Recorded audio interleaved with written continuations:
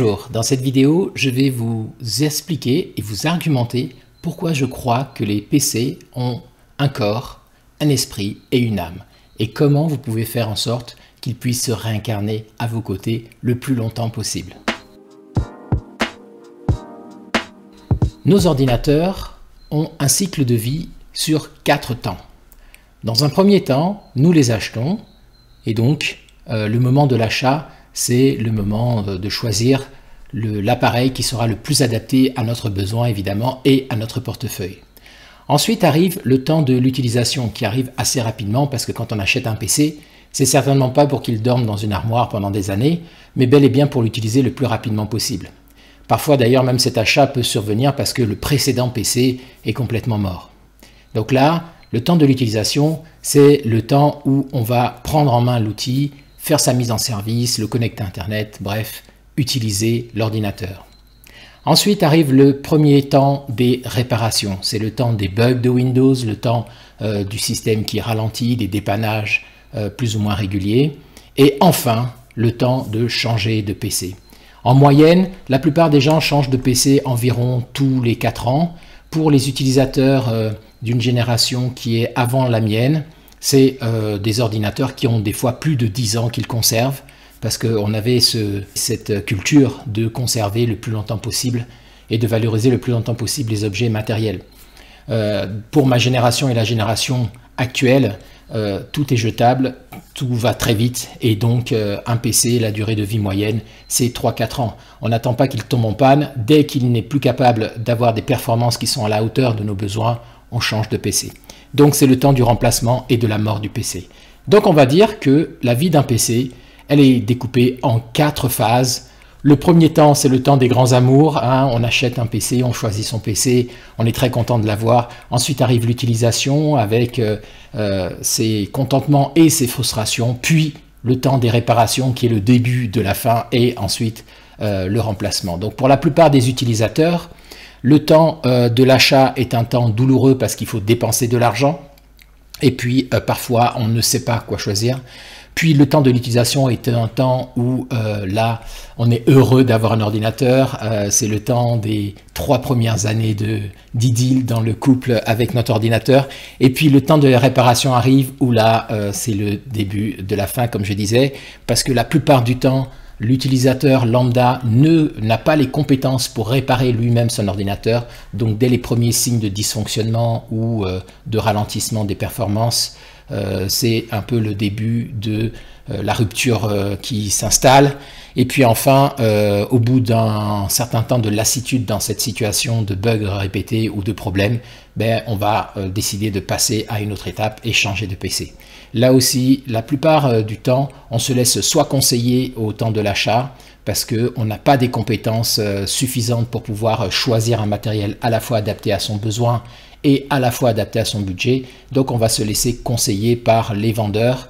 Mais croyez-moi, les vendeurs ne sont non seulement pas forcément plus au courant que vous de ce qui est bon pour vous, certainement pas d'ailleurs, vous êtes le mieux placé pour savoir ce qui correspond à vos besoins, mais surtout le vendeur, il a un objectif, c'est de vous vendre un PC, donc il vous vendra toujours le PC le plus cher, si possible avec le plus de logiciels et de licences qu'il pourra vous refourguer parce qu'il touche une commission justement sur ces ventes. Il y a très peu de vendeurs qui décideront de passer à côté d'une vente substantielle au détriment d'une vente qui est juste adaptée à votre besoin et à votre budget. Ça veut dire que donc dans ce rapport-là, vous êtes partie perdant si vous n'avez pas les compétences suffisantes pour savoir choisir un PC qui est adapté à votre besoin. Donc ça, c'est le cycle de vie normal que, allez, on va dire, 80% des utilisateurs connaissent pour l'ordinateur qu'ils ont acheté. Mais je voudrais attirer votre attention sur le fait que ce cycle est un cycle en trajectoire comme ça, fatal d'ailleurs, puisque ça va irrémédiablement vers la déchetterie, achat neuf, déchetterie, avec donc on a vu une durée entre 3 et 4 ans. Quand ce n'est pas le système lui-même qui est programmé pour s'arrêter, la différence entre les Windows qui sortent et qui rendent obsolètes les anciens PC, donc est la même. Aujourd'hui, vous pouvez difficilement utiliser un PC sous Windows 7 ou Windows 8. Nous sommes en 2024. Donc, obsolescence programmée ou pas, je ne sais pas, mais toujours est-il que cette trajectoire vers la déchetterie, elle est aussi inscrite dans la génétique des ordinateurs et voulue par les fabricants.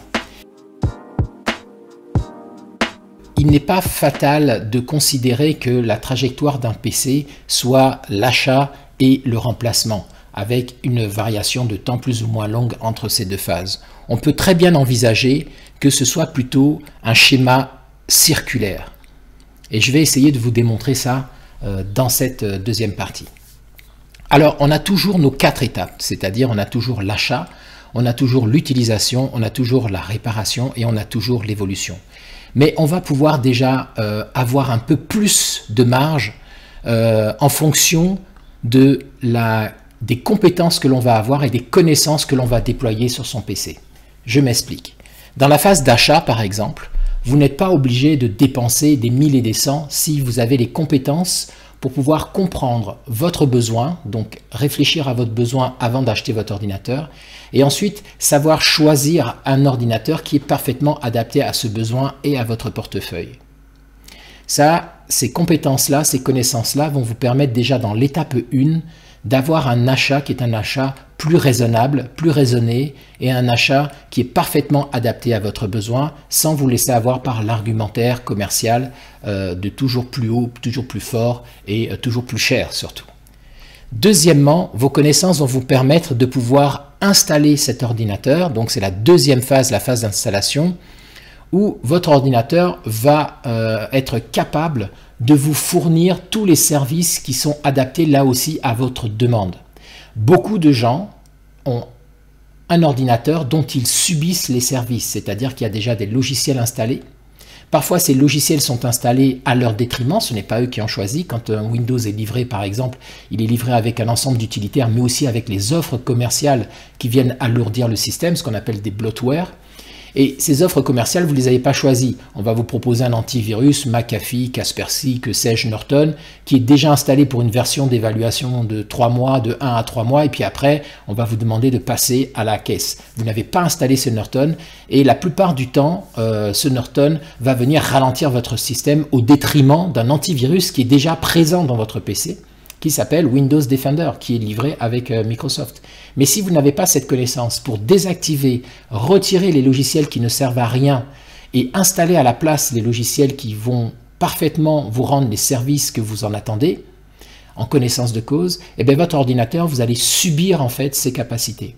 En réalité, votre ordinateur, c'est du matériel et ce qu'on appelle le hardware en anglais, et c'est aussi du logiciel, et c'est surtout du logiciel. Vous, en tant qu'utilisateur, ce qui vous intéresse, ce n'est pas le matériel que vous avez en face, mais c'est ce que vous pouvez en faire, ce que vous allez pouvoir produire avec. Et pour pouvoir produire, créer et travailler avec un ordinateur, vous avez besoin de ces outils qui sont dans l'ordinateur qu'on appelle des logiciels ou des applications, et maintenant aussi des services web, c'est-à-dire que ces logiciels ne sont plus dans votre ordinateur, mais ils sont accessibles via une connexion Internet. Et donc, pour pouvoir installer tout ça, il vous faut des connaissances. Pour pouvoir choisir les logiciels qui sont parfaitement adaptés à la tâche que vous souhaitez, il vous faut des connaissances. Par exemple, si vous voulez vous organiser tous les jours avec un gestionnaire de tâches, il va falloir que vous sachiez que Trello existe et qu'il est gratuit. Il va falloir que vous sachiez que l'agenda de Google vous permet de pouvoir avoir votre agenda sur votre téléphone, mais aussi sur votre ordinateur. Donc, connaître les logiciels et les outils, c'est en fait ne plus être dépendant des logiciels et des outils qui sont préinstallés dans l'ordinateur, mais choisir réellement de transformer cet ordinateur en un outil qui vous servira réellement à accomplir les tâches, les besoins et les envies que vous avez au quotidien. Pour cette étape 2, il est crucial que vos connaissances vous permettent de pouvoir utiliser votre ordinateur au mieux. Mais ce n'est pas tout. Dans cette étape 2, vous allez aussi, grâce à vos connaissances, réduire le temps d'arrivée des pannes. Pourquoi je dis ça? Parce que la prochaine étape, c'est l'étape donc de la réparation des pannes. Soit des pannes de Windows, un Windows qui bug, soit des réparations, des dépannages dus aux des virus que vous pourrez attraper, soit des dépannages dus à la lenteur et aux baisses de performance de votre ordinateur qui manque d'optimisation ou qui n'est pas maintenu régulièrement avec les mises à jour qu'il faut, avec l'optimisation du système qu'il faut, parce qu'au fur et à mesure qu'il ralentit, il faut que vous interveniez pour pouvoir lui permettre de conserver son niveau de performance. Et s'il vous manque donc ces connaissances, l'étape 3 des réparations non seulement arrivera beaucoup plus vite, c'est-à-dire après la première année de garantie, qui est la garantie, que ce soit pour les ordinateurs neufs ou reconditionnés, elle est d'1 an. Et donc, après cette année de Didi le parfait, commencent les ennuis. Et les ennuis, croyez-moi, arriveront d'une manière ou d'une autre, parce qu'on parle, donc, comme je l'ai dit tout à l'heure, de matériel. Et le matériel, ça tombe en panne et c'est normal. Et donc, du coup, en fonction de vos connaissances, vous allez pouvoir rallonger le délai avant les premières pannes et surtout éviter que les pannes s'enchaînent et produisent elles-mêmes d'autres pannes qui, par effet comme ça de cercle vicieux, entraînent rapidement le dysfonctionnement global de votre ordinateur. Malheureusement, la plupart des utilisateurs ont déjà un niveau en termes d'utilisation des outils, logiciels, etc. qui est lui-même assez faible et ce n'est pas de leur faute, ce n'est pas de votre faute, c'est simplement parce que cette connaissance n'est pas distribuée aujourd'hui au grand public. C'est quelque chose que je trouve absolument scandaleux. C'est bien pour ça que j'ai créé cette chaîne, parce que j'estime que c'est quelque chose qui devrait être du domaine et d'utilité publique, que de transmettre cette connaissance pour que les gens aient au moins un usage raisonné et raisonnable de leur matériel numérique, mais également des compétences de base pour tout ce qui est la bobologie, entre guillemets, qui survient sur leur ordinateur pour réduire les pannes. Je fais là référence à un commentaire sur la chaîne de quelqu'un, un utilisateur averti qui me disait « Ne penses-tu pas que justement l'utilisateur est la pire menace pour le PC ?» On pourrait le penser parfois parce que l'utilisateur, malheureusement involontairement, peut créer lui-même beaucoup d'incidents sur son PC et faire arriver ces pannes rapidement. Donc, dans cette troisième étape qui est la réparation, où souvent on va confier son ordinateur à quelqu'un qui en sait plus ou même à un professionnel, pour qu'il s'occupe de cet ordinateur-là, plutôt que nous-mêmes de développer les compétences qui vont nous permettre de pouvoir utiliser cet ordinateur-là sans provoquer nous-mêmes les pannes, et si jamais des pannes surviennent, de pouvoir réparer ces pannes. Donc il est absolument indispensable d'avoir ces connaissances-là si vous voulez augmenter la durée de vie de votre ordinateur. Ces connaissances-là, poussées à l'extrême, peuvent même vous permettre d'avoir des ordinateurs qui tiendront plusieurs années.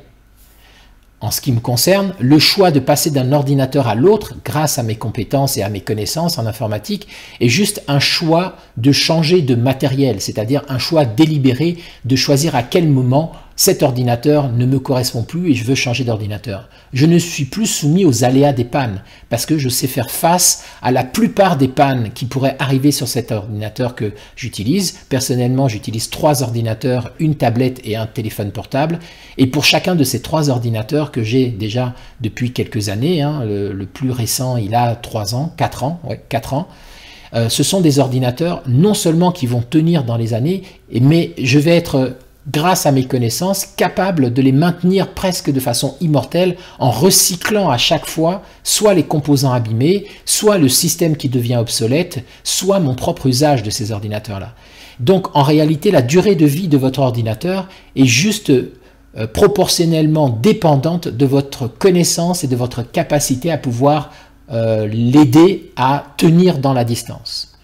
Moins vous en saurez, plus vous serez dépendant d'une aide extérieure. Vous avez dû vous rendre compte, si vous regardez ma chaîne, vous en regardez certainement d'autres, et vous avez dû vous rendre compte que sur la même question et le même problème, on n'a pas les mêmes avis. Évidemment, ici, c'est comme avec la médecine. Chaque médecin, chaque spécialiste a sa propre procédure, sa propre vision de la chose, sa propre façon de traiter un problème. Et évidemment, vous avez dû vous rendre compte que si vous ne développez pas vous-même les connaissances nécessaires pour pouvoir faire le choix dans les différentes solutions qui vous sont proposées, vous êtes à la merci et vous jouez à la roulette russe avec votre matériel.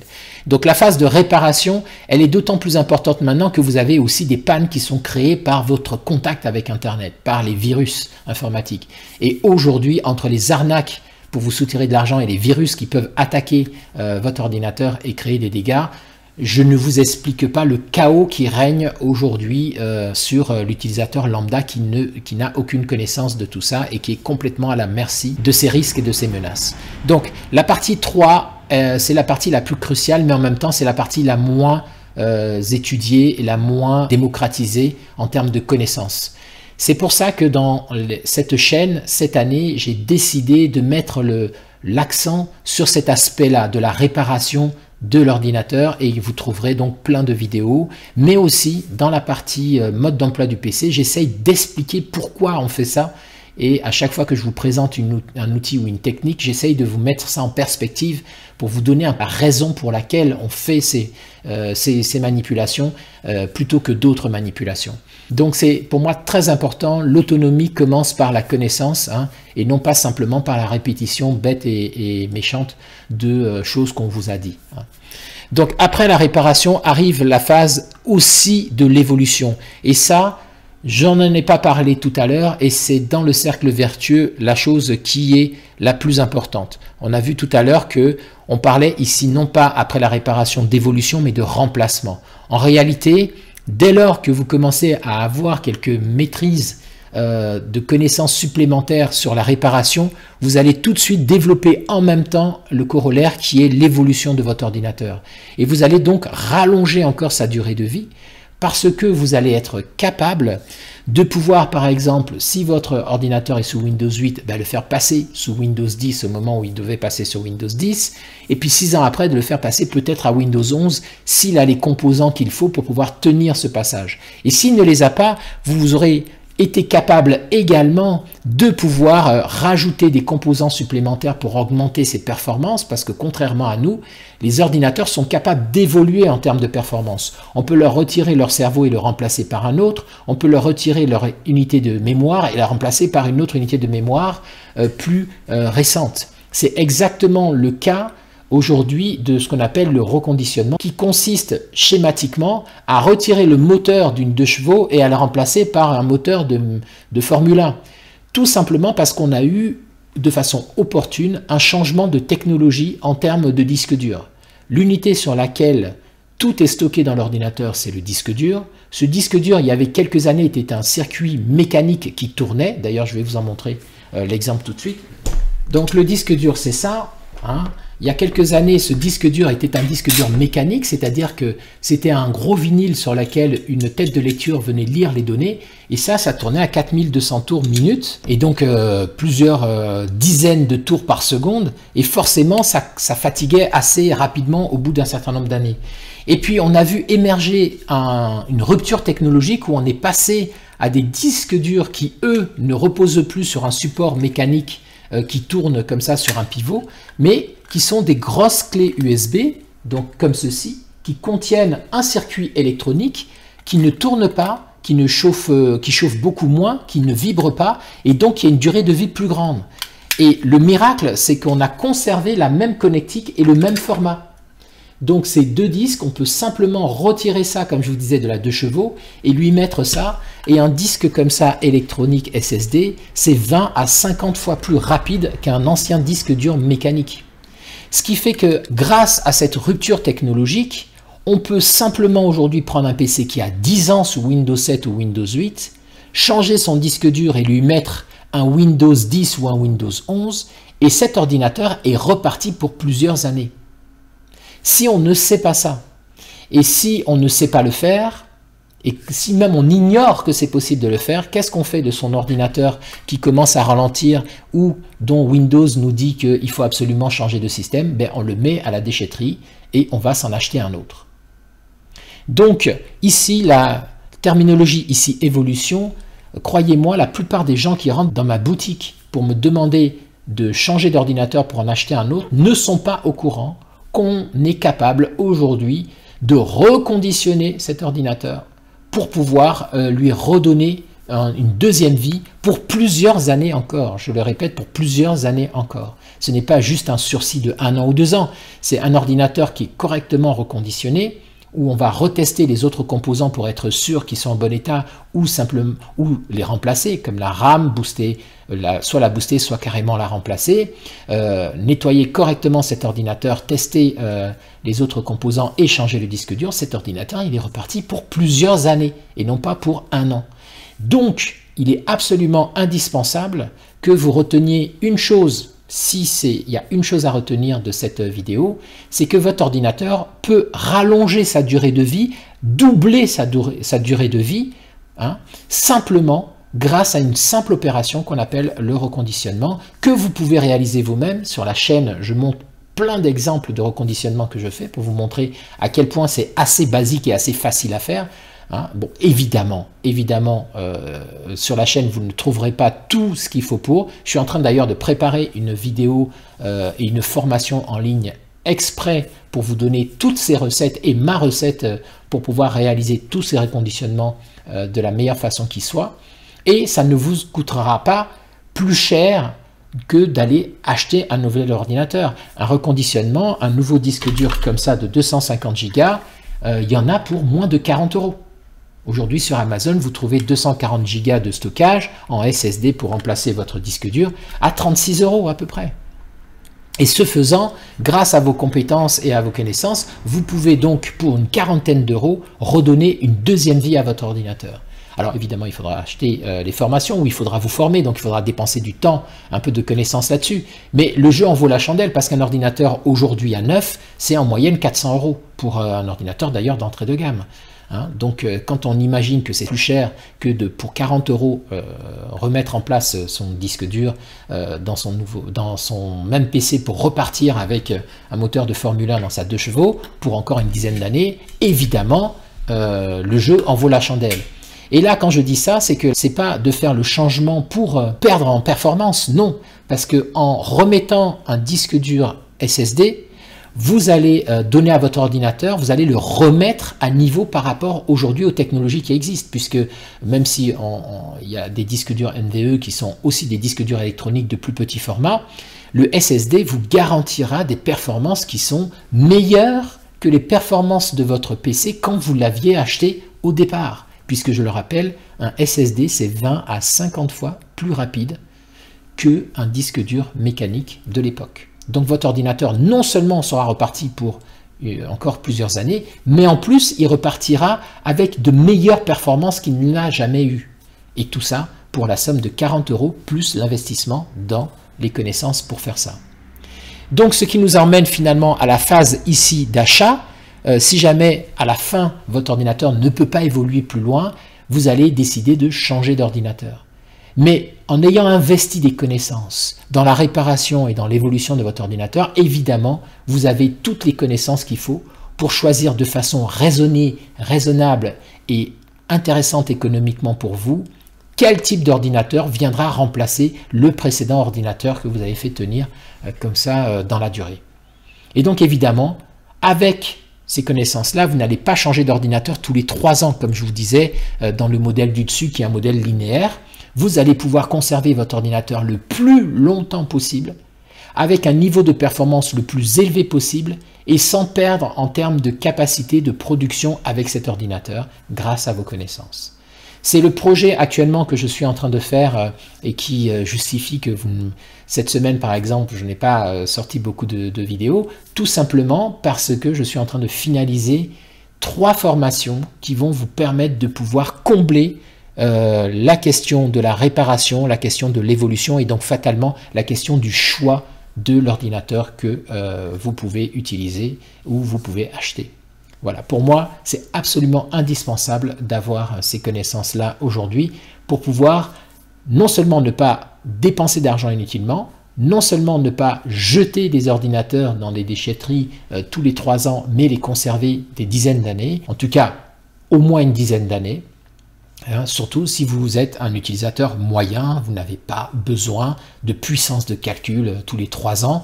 Les ordinateurs d'il y a 10 ans sont tout à fait capables aujourd'hui de vous permettre d'aller sur Internet, de vous permettre de pouvoir envoyer, recevoir des emails, de pouvoir faire de la bureautique, de pouvoir classer vos documents et vos fichiers et de pouvoir aller sur les réseaux sociaux. Il n'y a pas besoin d'un ordinateur récents faisant des milliards de gigahertz. Un ordinateur avec un processeur de 1,3 gigahertz suffit largement. De la RAM avec 4 gigas de RAM suffisent largement.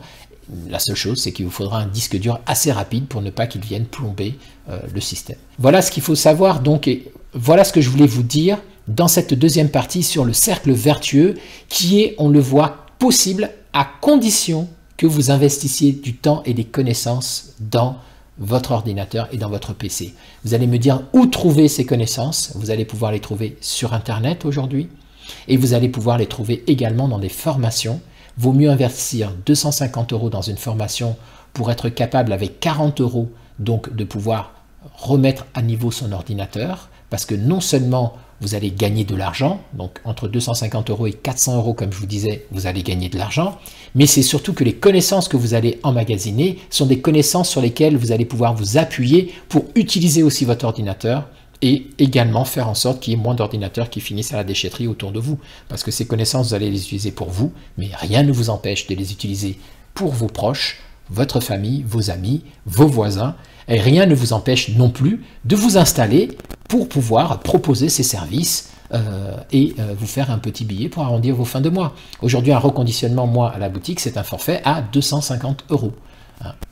La main d'œuvre, plus le temps passé pour pouvoir le faire, et les connaissances évidemment que j'ai dû apprendre et déployer, et l'expérience que je mets ici en pratique. Donc rien ne vous empêche également d'envisager ça comme une solution pour pouvoir faire du bien à votre portefeuille, faire du bien ensuite autour de vous et faire du bien également à la planète.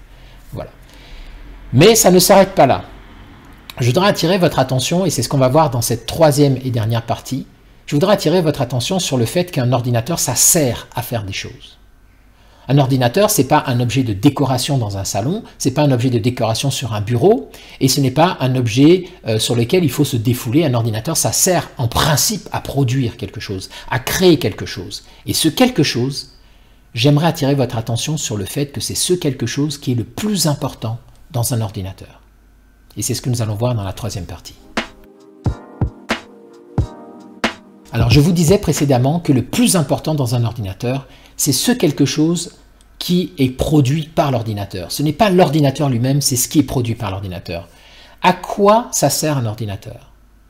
Quel que soit votre usage d'un ordinateur aujourd'hui, votre ordinateur va vous servir uniquement à produire des fichiers, des informations et à les partager avec le reste du monde ou avec vos collègues s'il s'agit de travail ou avec vos proches s'il s'agit de réseaux sociaux, etc.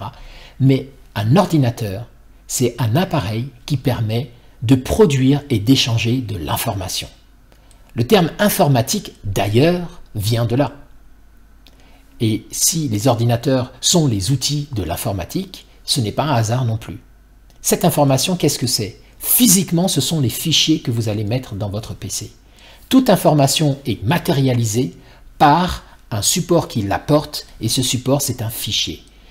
Une photo, par exemple, c'est le support d'une information qui est le contenu de la photo. Donc un instant qui a été capturé comme ça et stocké, enregistré pour la postérité grâce à cette photo. Et cette photo, c'est un fichier, soit numérique JPEG, encodé au format JPEG, soit bitmap, etc., etc.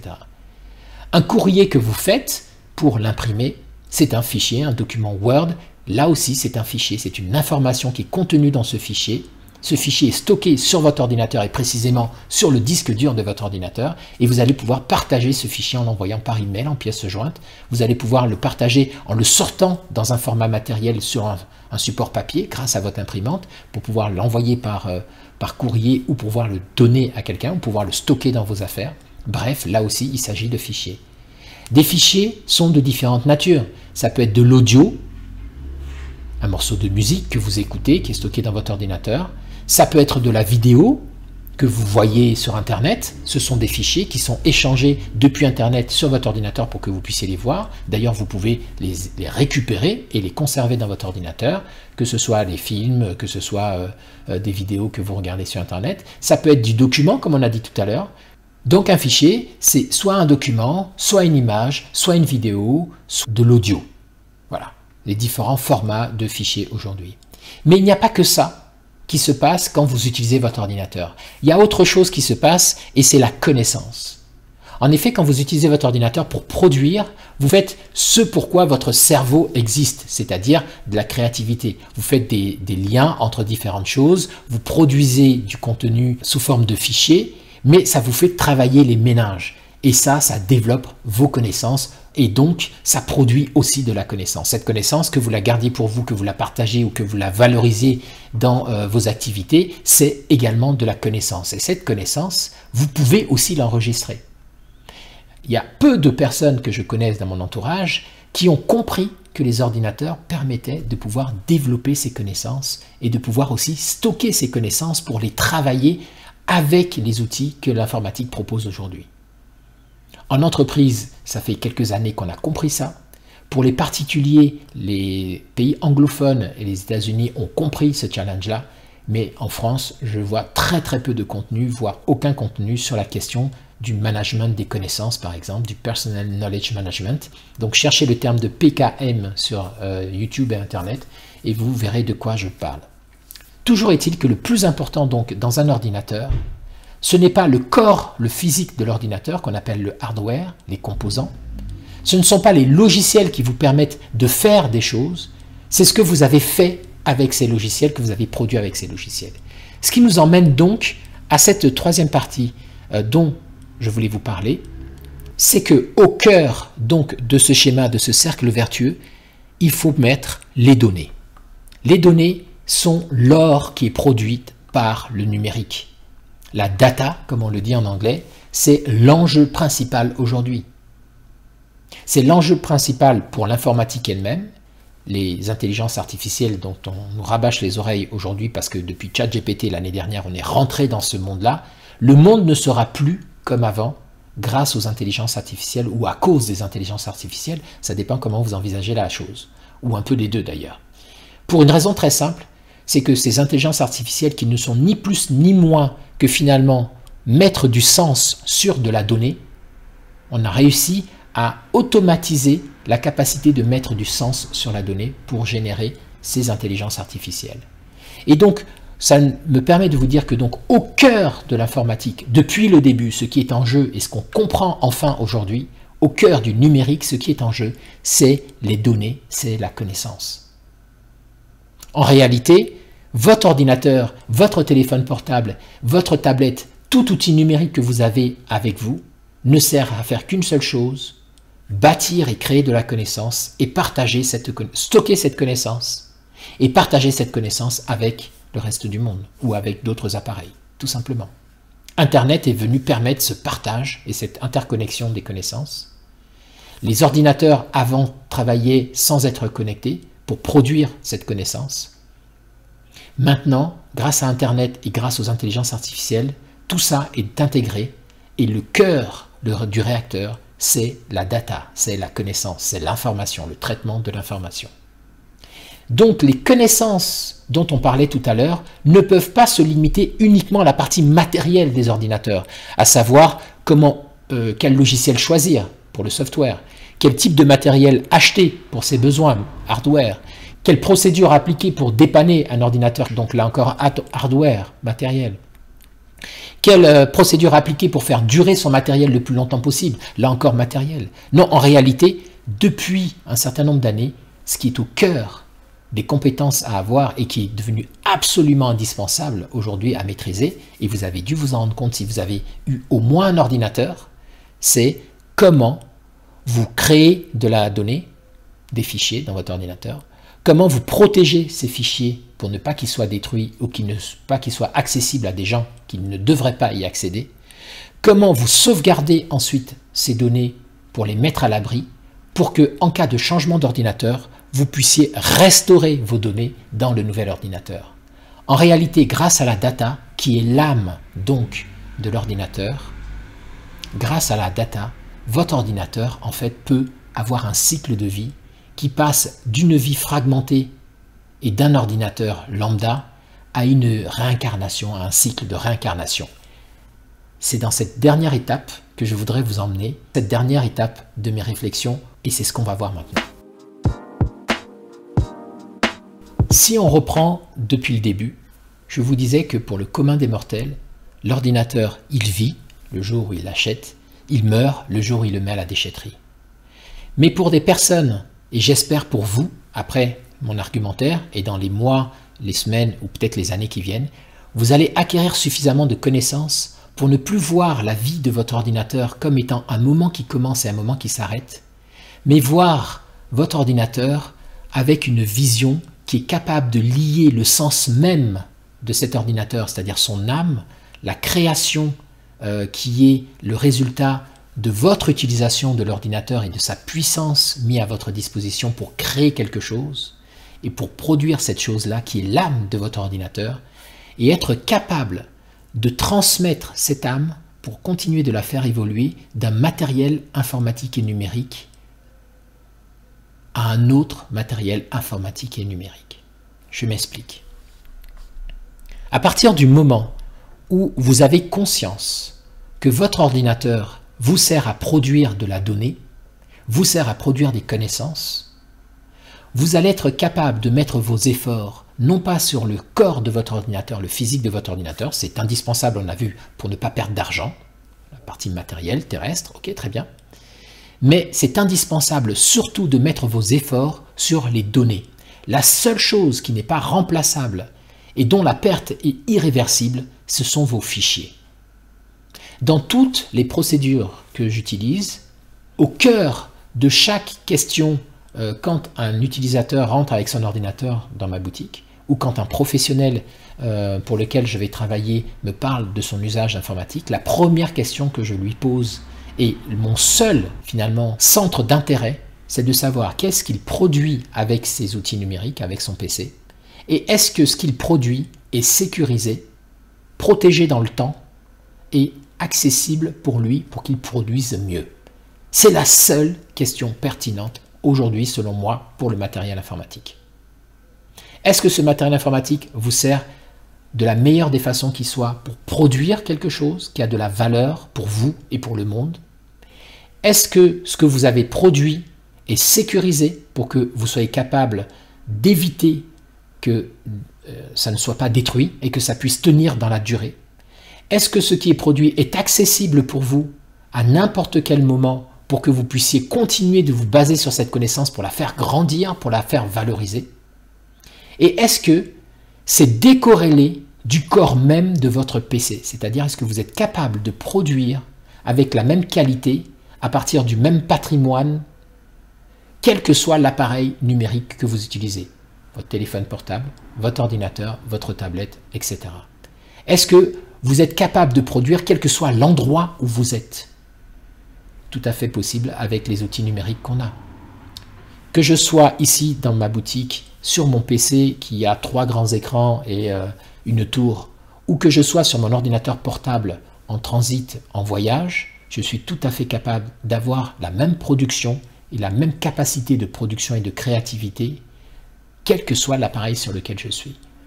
Pour pouvoir faire ça, il vous faut comprendre que le plus important, ce sont les outils que vous avez à votre disposition dans votre PC, et non pas la puissance du PC lui-même, de décorréler, donc de découpler, de couper le lien de dépendance entre les outils, le matériel et les données produites par ces outils. Ce triangle de hardware, software, data doit être, chacun des points de ce triangle doit être autonome et indépendant. Vous devez être capable, en d'autres termes, que le matériel vous permette de pouvoir installer des logiciels et d'accéder à des logiciels, que ces logiciels vous permettent de produire de la connaissance de la donnée, des fichiers, mais qu'à aucun moment les fichiers soient dépendants totalement et des logiciels que vous utilisez pour les produire et du matériel sur lequel sont installés ces logiciels.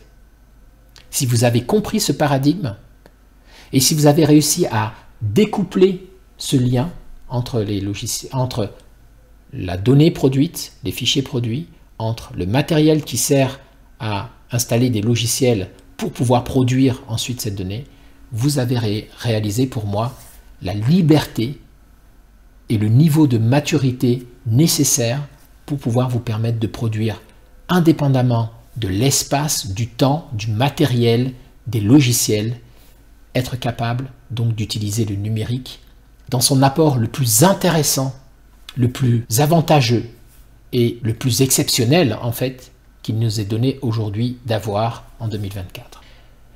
Seulement pour ça, il va falloir déployer des connaissances supplémentaires. En plus des connaissances pour dépanner et faire évoluer son matériel informatique, vous allez devoir surtout déployer des connaissances en termes d'utilisation ici dans le choix de vos outils. Par exemple, au lieu d'avoir des logiciels qui sont installés dans votre PC, vous allez commencer à utiliser des logiciels qui sont accessibles depuis votre PC et depuis Internet, mais qui ne sont pas physiquement installés dans votre PC. C'est les fameux services web.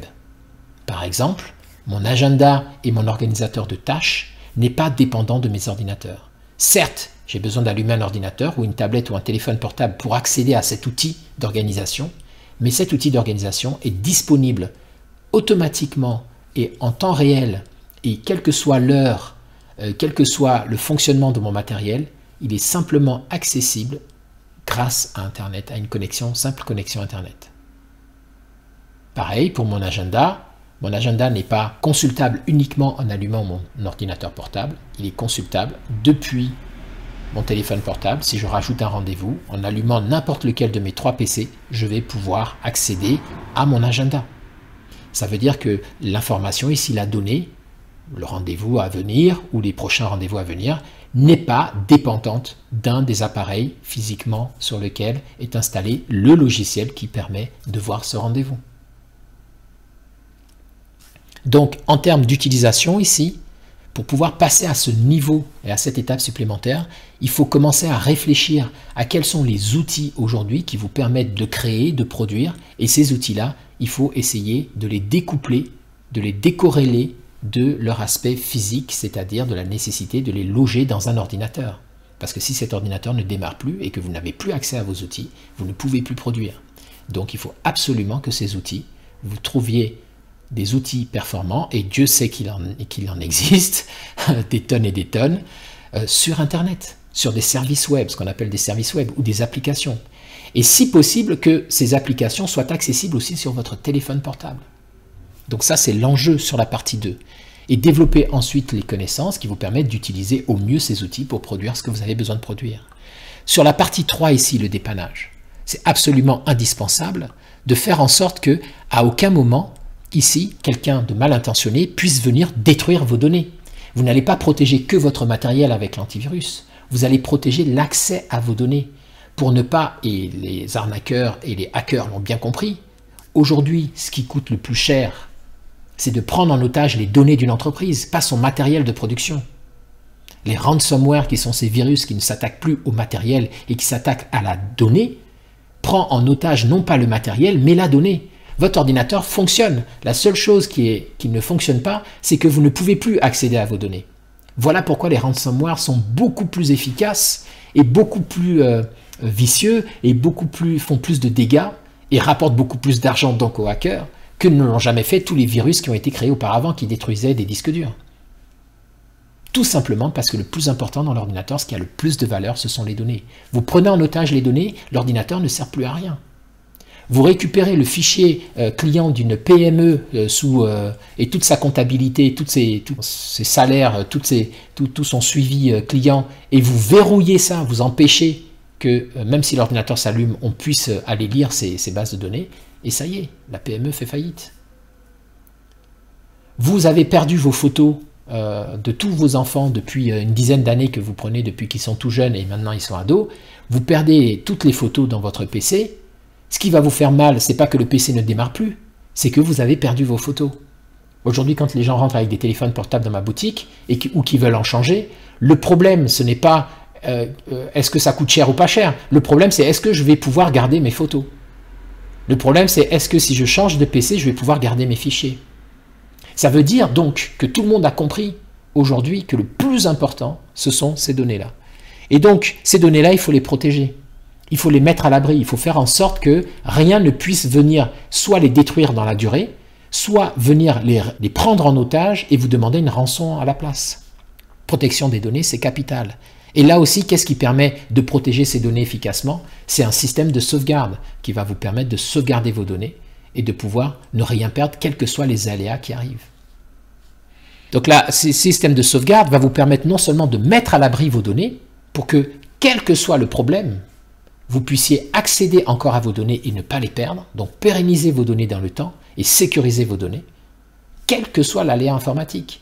Virus, destruction d'ordinateur, destruction de disques durs, coupure Internet, il faut que vous ayez accès à vos données.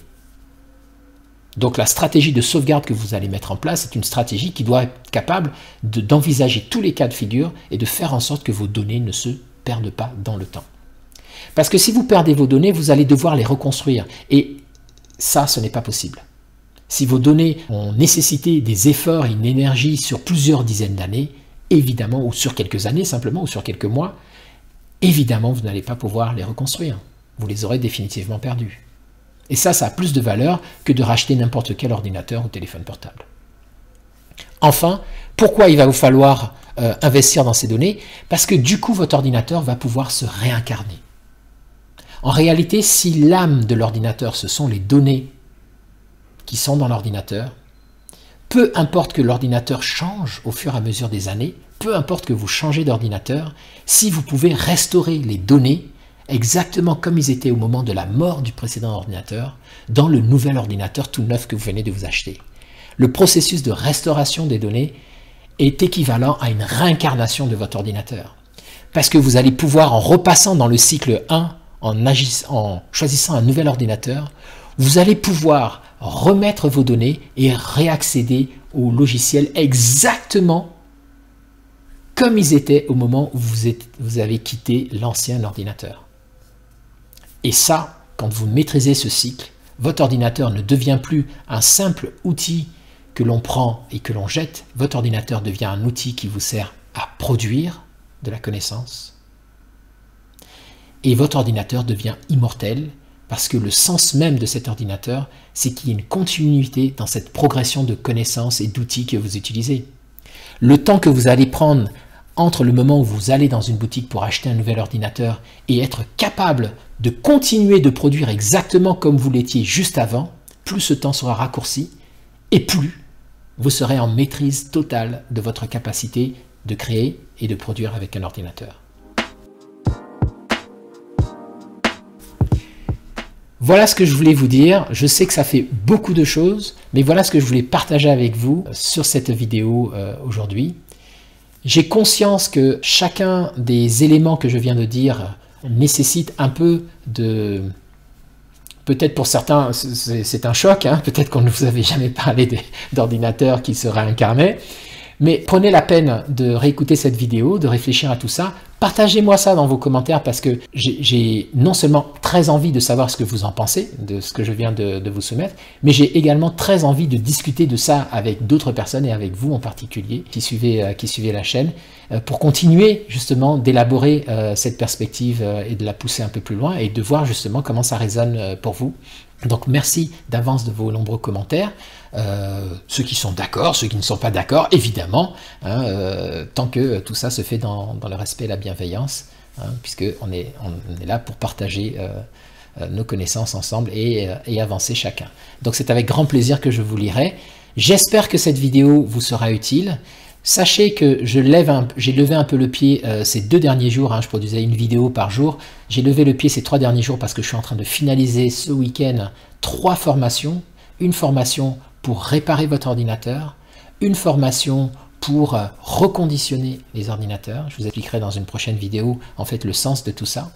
Et une dernière formation que j'ai sortie, que je suis en train de mettre à jour, parce que je viens de découvrir un nouveau process qui est la formation pour le clonage, que je vais aussi mettre à jour. Donc voilà, j'ai beaucoup de travail parce que je ne suis pas encore youtubeur à plein temps, loin de là. Je le fais sur mon temps libre. Or, mon temps est assez pris par soit ma société, soit ma boutique. Donc voilà, ce qui explique que pendant ces 2-3 jours-là, et peut-être ce week-end, je lève un peu le pied sur ça. Mais je reviens très rapidement la semaine prochaine. Merci d'avoir suivi cette vidéo. Je vous souhaite un excellent week-end. Et je vous dis donc à très bientôt dans une prochaine vidéo. Au revoir.